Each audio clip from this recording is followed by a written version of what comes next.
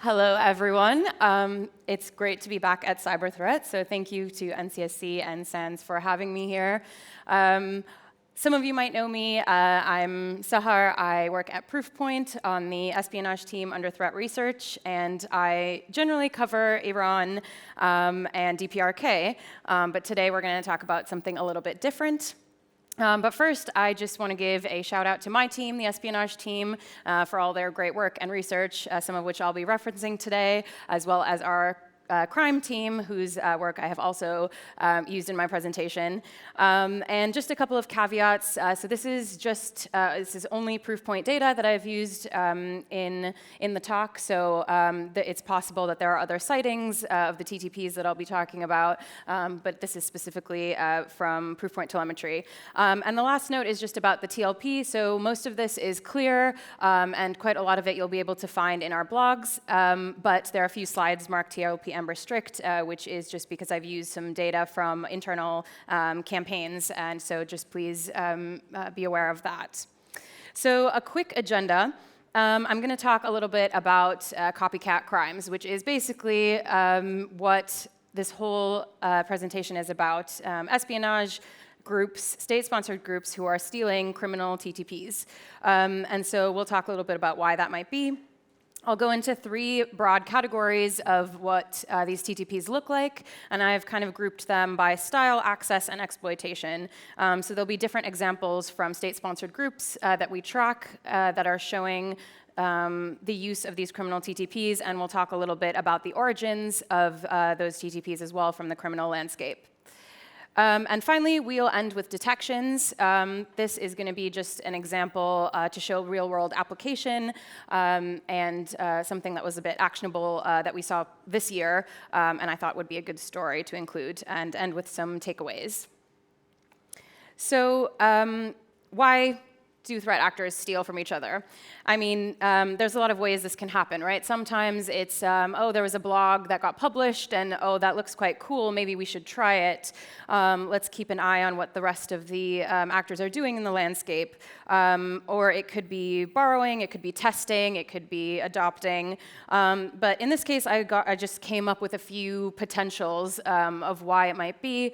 None of these have been proven by any means, but it's possible that some of them are looking to blend in with the noise. Criminal TTPs tend to do that sometimes. It can complicate attribution. We all know what a pain that is. If you start to look like other threat actors, it's possible that it's going to make the job harder for defenders. It could be a false flag operation. Maybe you're intentionally trying to look like someone else. But also, there's practical uses for this, even more so. Less resource and labor intensive. Why spend cycles developing, your own malware or your techniques when you can just borrow them or steal them from someone else who's already done the work? You could even be testing them. I mean, maybe you want to steal them, but you don't know if it actually is going to work, so you could test the efficacy of the technique. But also, one of the big things I realized was that the criminal landscape is quite novel and dynamic, and tends to be very creative. So these are high volume, high tempo, frequent campaigns a lot of the time. And so the criminal actors are constantly changing up how they do their operations. And state actors can benefit from that by using the techniques instead of developing their own. Not to mention, then they can avoid burning the high cost, high value techniques that maybe they want to save or not deploy everywhere on every target. So one of the things that I wanted to show with 5 or 6 techniques that I'll be talking about is the time to adoption. So just to be very clear, there's a correlation that I'm drawing here, but it's not necessarily causation. I can't prove that any of the threat actors, any of the state actors have actually knowingly stolen from these particular groups or what reason it was that they did it, but just to show the data, our first observed dates for when we first saw the technique used by a crime group and when it originated that we can see, as well as when the first kind of state-sponsored group that we observed used that technique. So what I just want to point out is that you'll see the adoption range from it could be a few weeks, and in the case of vulnerabilities, often this happens, and obviously in that case, it's not necessarily an actor copying another actor, although the method of exploitation might be something they stole. But vulnerabilities degrees are for equal opportunity in that sense. But it goes from a few weeks to over a year. So it's quite a range, and we'll talk about some of these examples. Some of them I have talked about the first scene instance, and in other ones I picked out ones that maybe were more interesting. But I'll talk about the origins from the crime side and then when the state actors have used them. And for the crime side, some of them are attributed to clusters, some of them are generic crime, so that'll be a mix. So let's get on to the first section. So this one is quite generic in the sense that I just wanted to highlight it as it's not one particular instance. Tax themes in crime campaigns are, as you'd expect, a perennial threat. We're talking, hundreds of thousands to millions of emails in one campaign by one actor potentially. And again, we see more generic ones as well. But just to show that this is something that is very specific to crime, you don't often see that in maybe state-sponsored activity. So there's just a few examples. And we'll come back to this in the state examples. Then I want to talk about our favorite, Cloudflare. So you'll know that probably quite a lot of actors, both criminal and espionage actors, use Cloudflare in their activity. And specifically, I'm talking here about Cloudflare tunnels, and most of the time that's to deliver malware. So when we're talking about what these are and what they do in criminal campaigns, we've seen them. Oftentimes, the payloads are different. They'll range. There's kind of some examples there from something we published last year.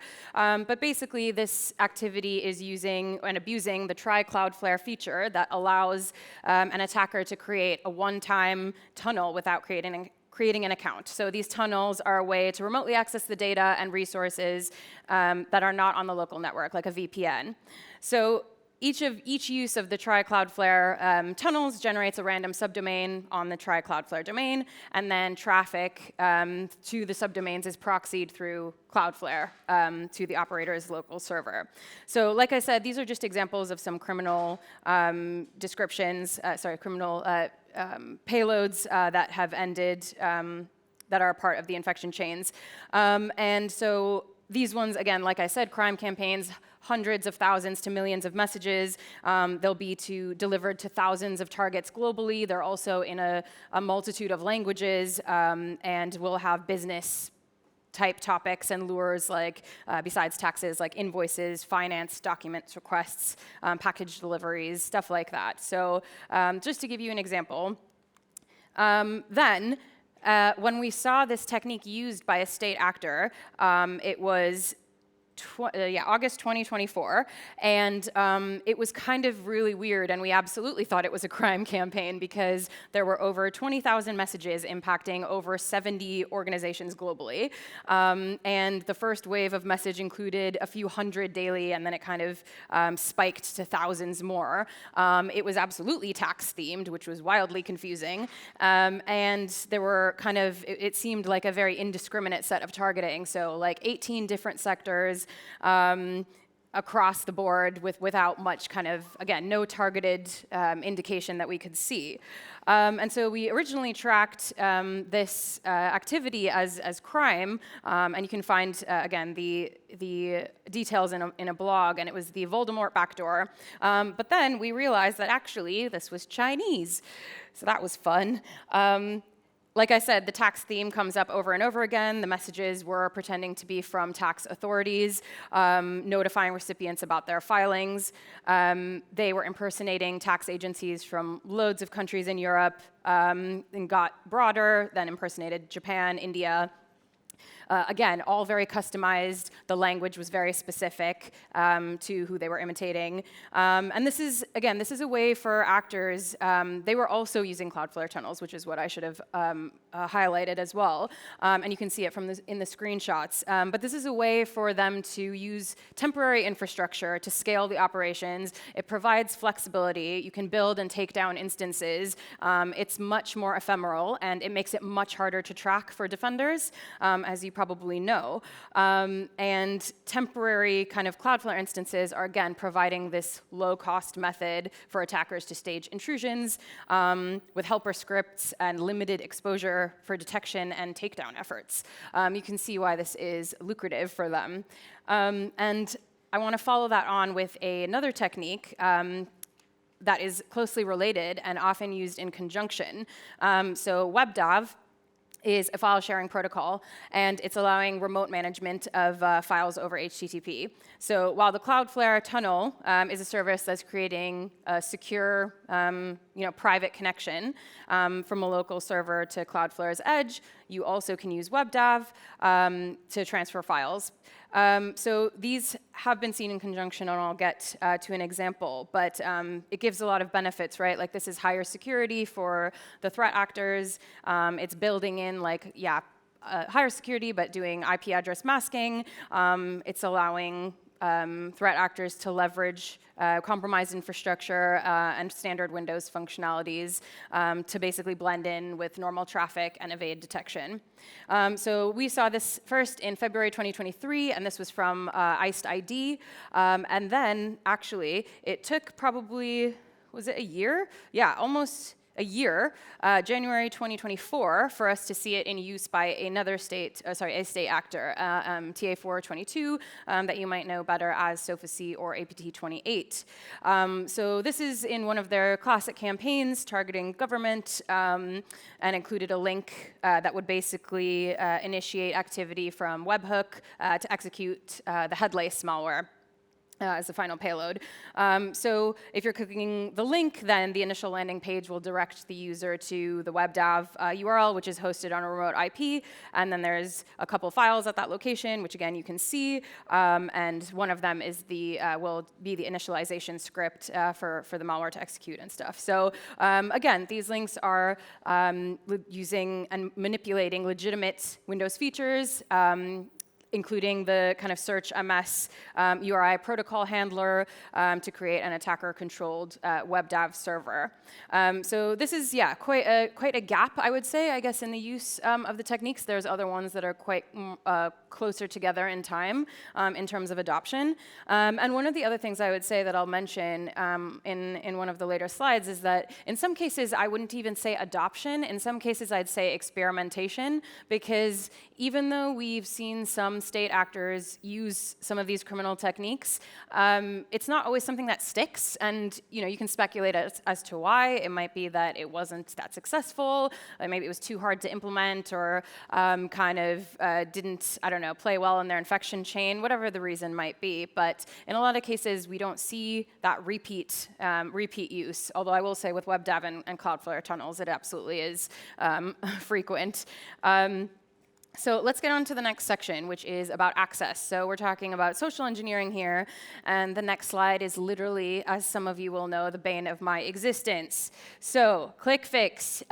This was a term that was coined by some of our crime team last year, in April, I think, and it was this new thing that kind of showed up in the threat landscape out of the blue a little bit, and it was pretty good, pretty clever social engineering. We saw a couple of different groups use it that you can see up there. So it's a technique that's using dialog boxes to basically get the target to copy and paste and run commands on their machine.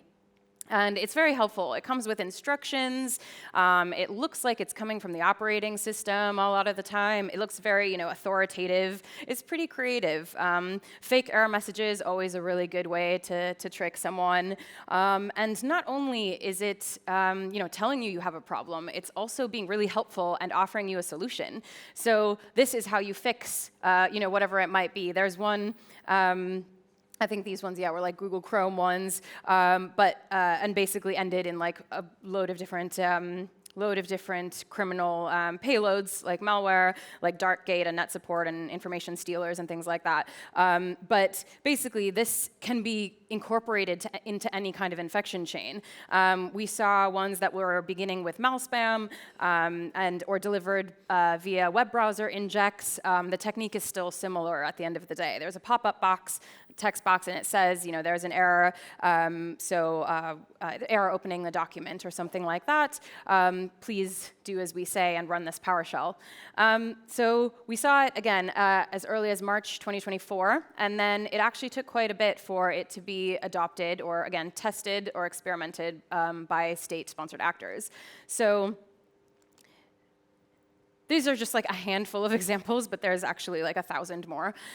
So this is a mix. I wanted to also point out that there's quite a few, not only quite a few actors here that are using it, as with some of the other techniques, but the majority that we're going to look at are actually suspected Russian or confirmed Russian, but also there's couple of Chinese, couple Iranian, and North Korean in there as well. So this one was definitely a technique where we saw quite a lot of adoption by actors from lots of different countries, and you can check out my blog about that as well.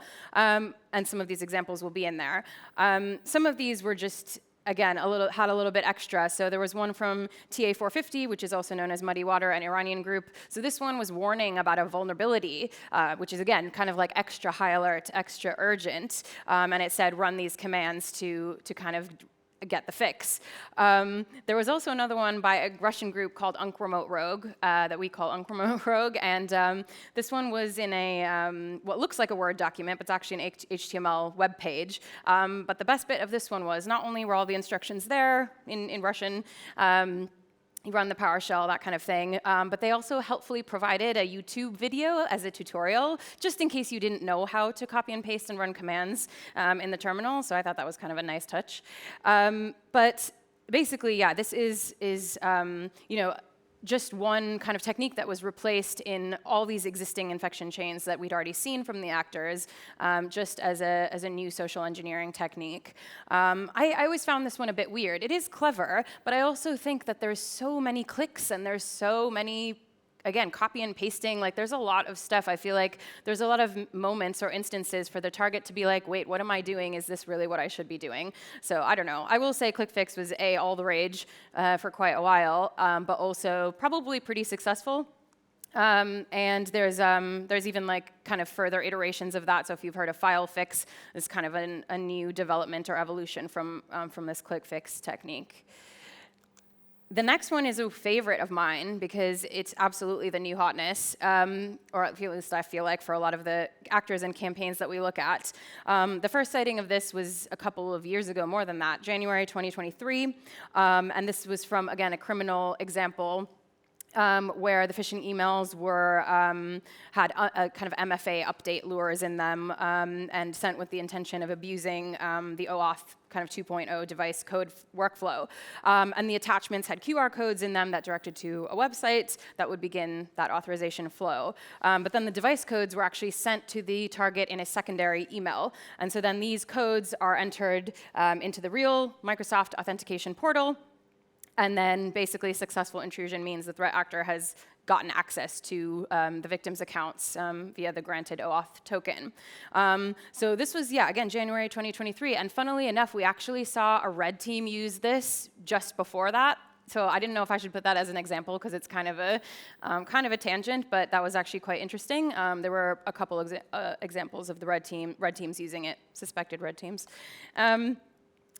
And the state actor examples are actually quite interesting. So these, this technique we see from a lot of unknown new groups, again, mostly suspected Russian, one of which is on Academic Flare, which actually is the one that John talked about in his talk earlier at the end, and Wise Ward, which is suspected Chinese. I just wanted to throw that in there for a bit of diversity so the Russians aren't getting all the attention.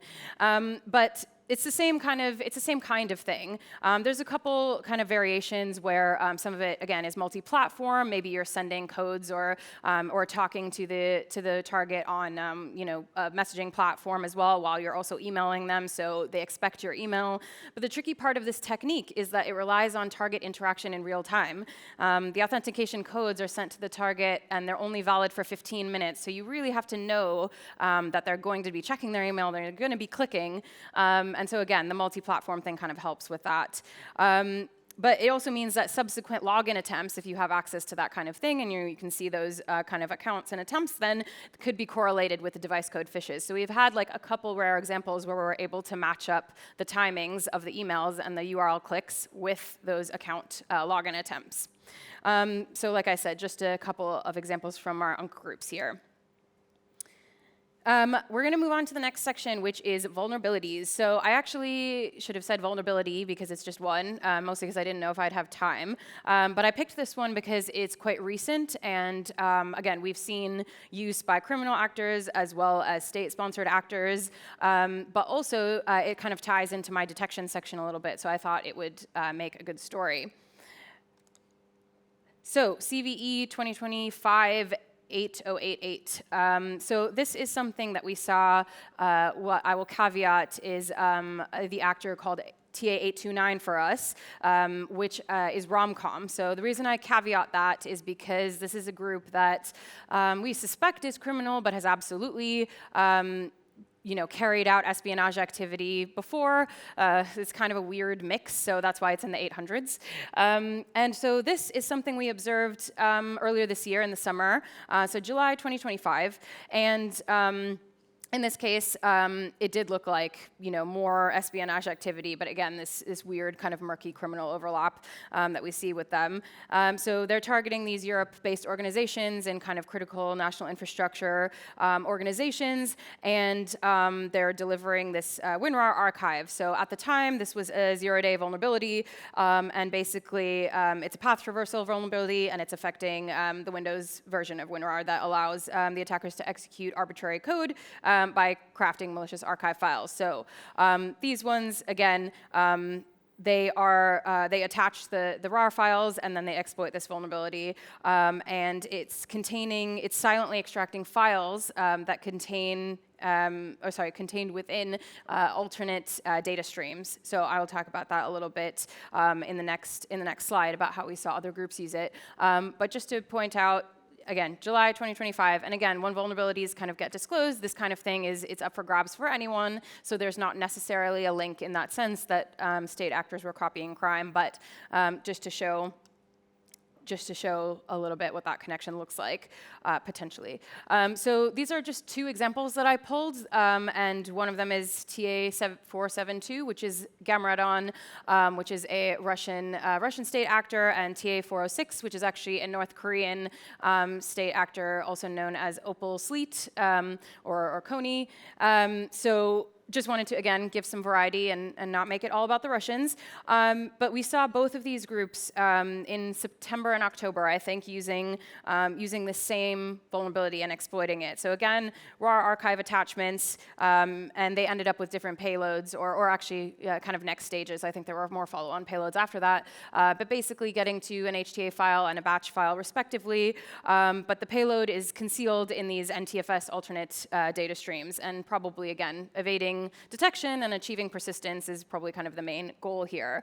There's another group, an Indian group, TA399, which I may have forgotten the alias for. It might be bitter, but either way, there's a few different ones that were exploiting this vulnerability in kind of a similar way. Detection part, this is kind of the good bit. So TA397 is another different Indian group, but the key part of this is that we kind of saw this group using, not the vulnerability, not exploiting the vulnerability, but we actually saw the group using this particular RAR ADS technique. So in this case, there was an email containing a RAR archive, which had like a few different files in it, but there were two NTFS ADS files. So one was called participation and one was called zone identifier. And there's certain archive kind of formats and software that let ADS streams be included in this archive kind of container, right? So when you open them, you can't necessarily see it, or the user can't necessarily see it. But the zone identifier stream is an ADS, and it just had a decoy. And you can see in the screenshot where the file names that have colons, that means it's in the ADS stream. The other one, participation, which is not up there, but the other one had the file hidden in the ADS was actually PowerShell commands.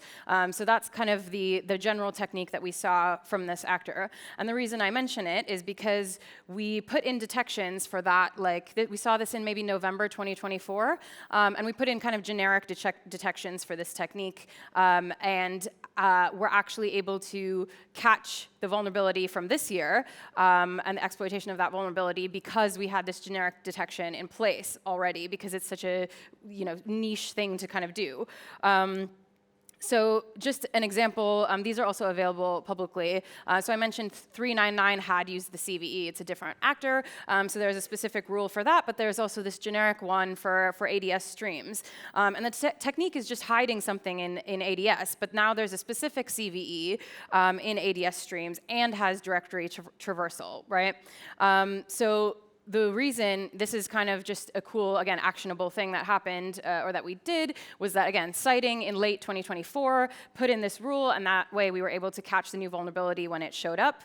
And hiding data in ADS streams and compressing into RAR can maybe bypass kind of detection, but the detection that we made was on the generic use of ADS streams in RAR, so it's not vulnerability or instance specific.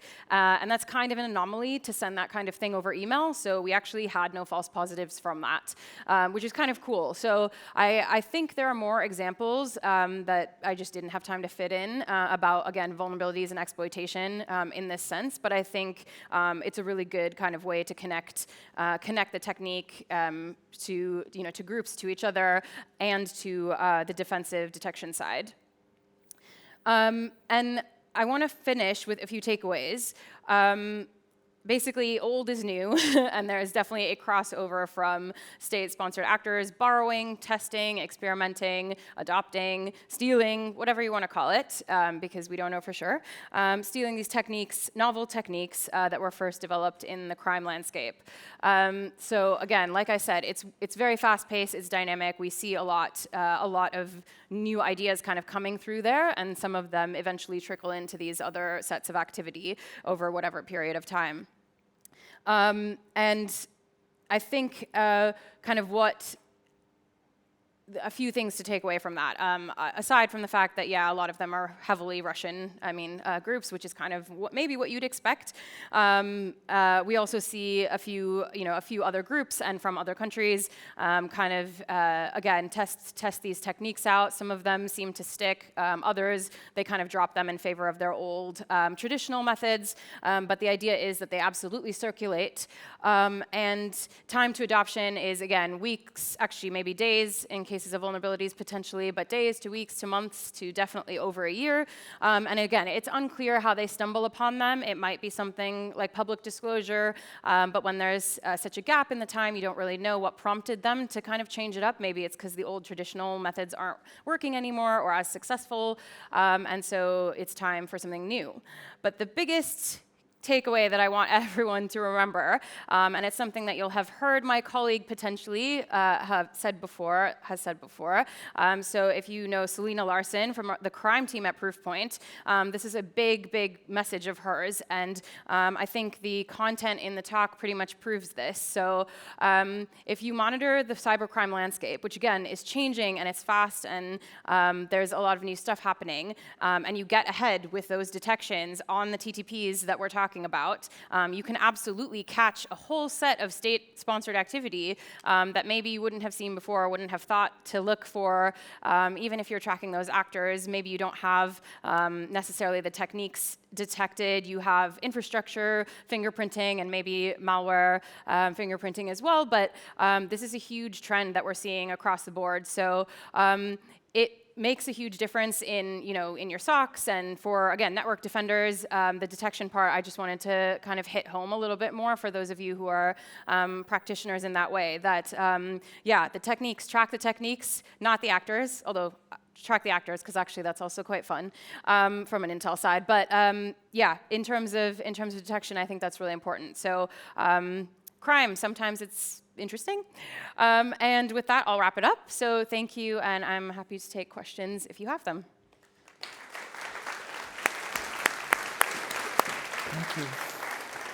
Thank you, Saher. Fascinating. We're going to take at least one question because I've seen this one, and it might upset our sponsors, but one of our sponsors. But so, if crime crews ever realized how much espionage espionage borrows from them, do you think we would end up with the first loyalty card for threat actors, like a dodgy Tesco club card, where every copied tactic earns a point? That's a good one for you. It's not a bad idea. I feel like, yeah, they should absolutely get some commission or something for this, or, referral bonus. I don't know. I don't know how concerned they are about it, to be completely honest. I think crime is like way more focused, like, one track mind, make money.